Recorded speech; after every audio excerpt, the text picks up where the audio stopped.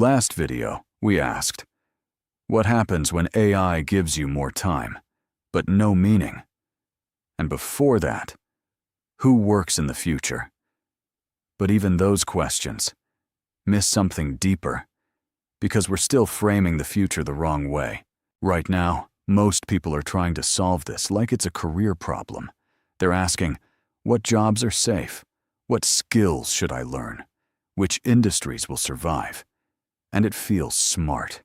It feels proactive. But it's built on an assumption that quietly no longer holds. That the structure underneath everything is stable. For a long time, the system worked like this. Effort to skill, to income to stability. You put in time, you built expertise, you became harder to replace. But AI breaks that chain. Effort no longer guarantees skill. Skill no longer guarantees value.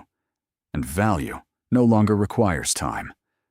One person with the right tools can now outproduce entire teams. Not because they're better, because the system changed. And trying to choose the right job now is like trying to pick the fastest lane, while the road itself is disappearing beneath you. So people double down. More courses, more credentials, more optimization, trying to secure a position in something that's actively dissolving. It's not that they're behind.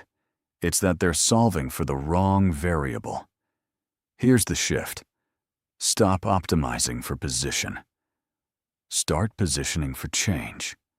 Because the future doesn't reward what you know.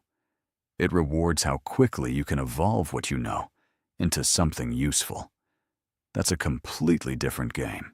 Instead of asking, where do I fit? A better frame is, how do I stay in motion as the system moves?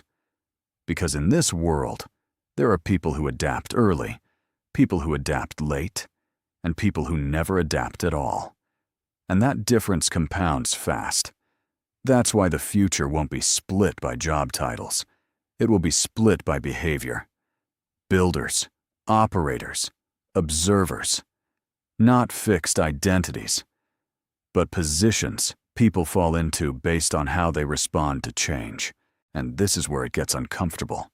Because if it's already this hard to navigate, what happens to people just entering the system? The ones choosing paths today for a world that won't exist tomorrow. Subscribe to Future Systems and check out the next video. The economy still works, but you're not needed.